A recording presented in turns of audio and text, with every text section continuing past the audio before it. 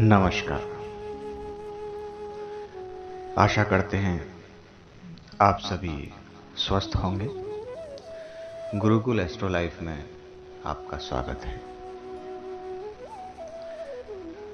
आज हम होली पर किए जाने वाले उपायों के बारे में बात करेंगे। वैसे तो विभिन्न त्योहारों पर विभिन्न तरीके के उपाय किए जाते हैं। उन्हीं कुछ उपायों के बारे में हम आज बात करेंगे। होली का त्योहार, जिसका पहला दिन होलिका दहन है, फागुन मास की पूर्णिमा को मनाया जाता है और 2021 में होलिका दहन 28 मार्च का पड़ रहा है। होलिका दहन का शुभ मुहूर्त जो है वो है शाम को 6:36 से 8:56 तक, यानी टोटल 2 घंटे 19 मिनट का होलिका दहन का शुभ मुहूर्त है। होलिका दहन के समय विधिवत रूप से होलिका की पूजा करने के पश्चात आप अपने परिवार के साथ अपने इष्ट देव का नाम ध्यान करते हुए 7 परिक्रमा होलिका की अवश्य करें। अभी हम आपको कुछ उपाय और टोटके बताएंगे। पहला उपाय है शत्रु विजय के लिए। जब हम तिलक लगाते हैं अपने मस्तक पर, तो हर तिलक का एक अपना महत्व होता है। हर तिलक के द्रव्य अलग अलग होते हैं, जैसे हल्दी का तिलक, कुमकुम का तिलक, अष्टगंध का तिलक, केसर का तिलक। सभी तिलक की अपनी अपनी विशेषताएं और अपने अपने प्रभाव होते हैं। लेकिन आज हम जिस तिलक के बारे में बात करेंगे वो विशेष रूप से होली के दिन तैयार किया जाता है और उसे आप साल भर अपने साथ लगा सकते हैं।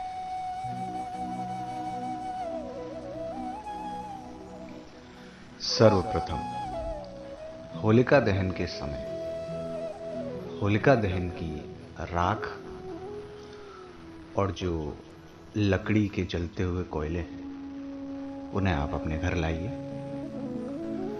कोयले को ठंडा कीजिए और उसको बारीक पीसिए। बारीक पीसने के पश्चात राख और कोयला मिला दीजिए। उसको आप छान लीजिए। उसमें आप शुद्ध देसी घी गाय का कुछ मात्रा में कपूर मिलाकर रख दीजिए। उस मिश्रण को अपने इष्ट देव को समर्पित कीजिए। इष्ट देव का नाम लेकर उसे अभिमंत्रित कीजिए और उस द्रव्य का तिलक आप लगाइए। और आप जब भी कभी बाहर जाएं, जैसे किसी मीटिंग में या किसी से मिलने, अगर सामने वाला व्यक्ति आपसे तेजवान है तो आप उसको लगा कर जाइए। खासकर कानूनी दाव पेचों में फंसा हुआ आदमी, आप किसी मुकदमे पर जा रहे हैं तो आप उसको लगा कर जाइए।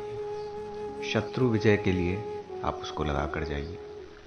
घर से बाहर जब भी आप किसी से मिलने जाएं, ऐसा व्यक्ति जिसके सामने आपको प्रभावशाली दिखना है तो वो तिलक आप अवश्य लगाएं। दूसरा उपाय जब हम आपको बता रहे हैं, इसको हम टोटका भी कह सकते हैं और ये बहुत ही प्रभावशाली टोटका है। अत्यंत महत्वपूर्ण टोटका है और यह होलिका की रात में ही किया जाता है, इसीलिए बहुत ही ज़्यादा प्रभावशाली है। हम आपको बता दें कि टोटके जो होते हैं वो अगर आप गलत नीयत से करेंगे तो प्रभाव उल्टा हो सकता है। इसीलिए मन को साफ रखते हुए अच्छी नीयत के साथ आप ये काम करें, आपके जीवन में पॉजिटिव प्रभाव आएंगे। आपके जीवन में ऐसे बहुत सारे लोग होंगे जो आपको परेशान करते हैं, आप पर दबाव डालते हैं। हर किसी के जीवन में होता है। कहीं किसी ऑफिस में किसी का बॉस किसी को परेशान करता है, कहीं कोई और व्यक्ति आपको परेशान करता है बिना बात। तो उनके मन में प्रेम उत्पन्न करने के लिए ये टोटका आप कर सकते हैं। बहुत ही अच्छे विचारों के साथ अगर आप ये करेंगे तो ये जरूर सार्थक होगा। सर्वप्रथम आपको ये करना है कि होलिका दहन वाले रात को जब होलिका जी जल जाती है, उनकी राख अलग कर लीजिए। एक छोटी मिट्टी की हांडी लीजिए, उसमें दही भरिए। दही भरने के साथ जो भी व्यक्ति आपको परेशान करता है उसका एक चित्र लीजिए, एक फोटो लीजिए, उस पर देसी गाय का घी लगाइए। देसी घी लगाने के बाद आप उस फोटो को दही में रख दीजिए। इतना करने के बाद फोटो दही के अंदर जब डूब जाए, उसके ऊपर होलिका जी की राख लगा दीजिए। उस हांडी को एक कपड़े से ढक दीजिए और उस हांडी को अपने घर के दक्षिणी कोने में एक ऐसी जगह रख दीजिए जहां पर लोगों की पहुंच ना हो, कोई उस जगह को डिस्टर्ब ना करे, लोग उसे देख नहीं पाए। कोने में रखा रहेगा, कोई वहां तक नहीं पहुंचे। ये उपाय होलिका दहन की रात को 12 बजे के बाद किया जाता है।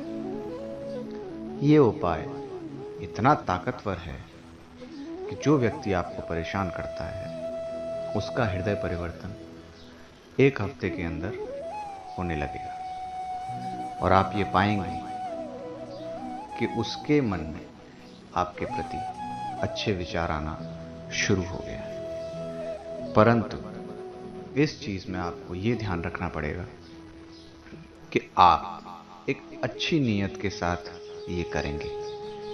किसी का बुरा करने की नीयत से अगर आप किसी भी प्रकार का टोटका करते हैं तो वो उलट पड़ सकता है। यही मंत्रों की और ऊर्जाओं की खासियत होती है। हर ऊर्जा अलग अलग तरीके से काम करती है। पूरा ब्रह्मांड ही एक ऊर्जा है, उसी से बना है और उसी में खत्म हो जाता है। तो आपको यह ध्यान रखना है कि अपनी ऊर्जा अच्छी नीयत के साथ अच्छे कार्यों में लगाएं। तीसरा उपाय, नजर। आपको किसी की बुरी नजर ना लगे, आपके परिवार पर किसी की बुरी नजर ना पड़े, इसके लिए है। आपने देखा होगा कई घरों में आज भी बुजुर्ग लोग करते हैं, जब होलिका दहन होने वाला हो उससे पहले सूती धागा, आप सूती कलावा भी ले सकते हैं, अपने घर के प्रत्येक सदस्य की सिर से लेकर नीचे पैर के नाखून तक आप खींच के नापिए। उतना लंबा धागा वहां से पकड़ के आप फिर दोबारा नापिए। आप 7 बार उसी लंबाई का धागा नापिए और उस धागे को लपेट के एक छोटा सा बंडल बन जाता है। तो घर के प्रत्येक सदस्य के साथ ये प्रक्रिया कीजिए। अपने इष्ट देव का नाम लेते रहिए और होलिका दहन के समय घर का मुखिया जब होलिका की आग लेने जाता है तो प्रदक्षिणा देकर उन धागों को होलिका में समर्पित कर दीजिए और इष्ट देव से प्रार्थना करिए कि हमारे घर की सब आय बलाएं, सारी नकारात्मक ऊर्जाएं आपको समर्पित हैं। हमारे घर पर किसी भी तरह की कोई नजर ना लगे, हमें सभी बुरी ऊर्जाओं से बचा कर रखें। और अंतिम उपाय जो घर की समस्याओं का निवारण करता है, जब भी आप होलिका दहन के लिए आग लेने जाएं,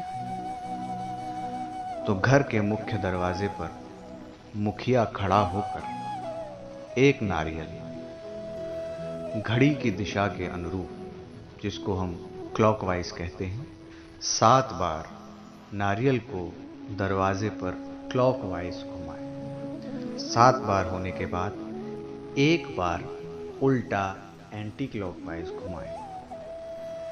आपके ये करने से आपकी जो घर की नकारात्मक ऊर्जा है वो उस नारियल में समाहित होती है।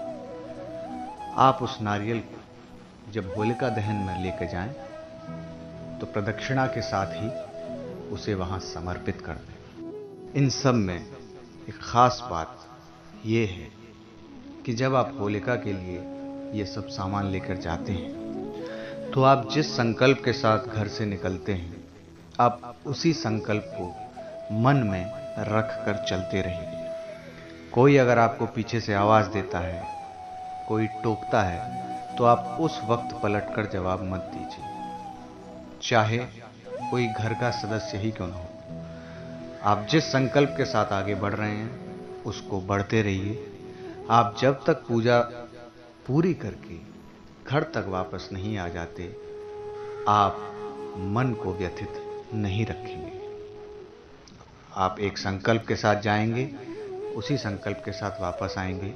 किसी की टोका टाकी आपको प्रभावित न करने पाए, इस बात का आप ध्यान रखें, क्योंकि ऊर्जाएं अपने तरीके से कार्य करती हैं।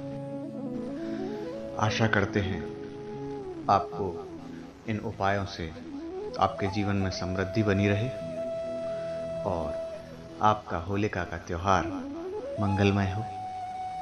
अगर आपके कोई भी सवाल है, कोई भी समस्या इन उपायों से जुड़ी हुई है, तो आप हमें कमेंट बॉक्स में बता सकते हैं, हम उनका निवारण करेंगे।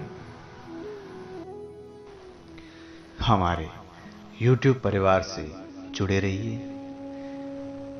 आपका प्यार हमें और लोगों तक पहुंचने में मदद करेगा। हमारी वीडियोस को लाइक कीजिए, सब्सक्राइब कीजिए, ताकि विधि विधान आप तक पहुंच पाएं। आपका बहुत बहुत धन्यवाद। नमस्कार।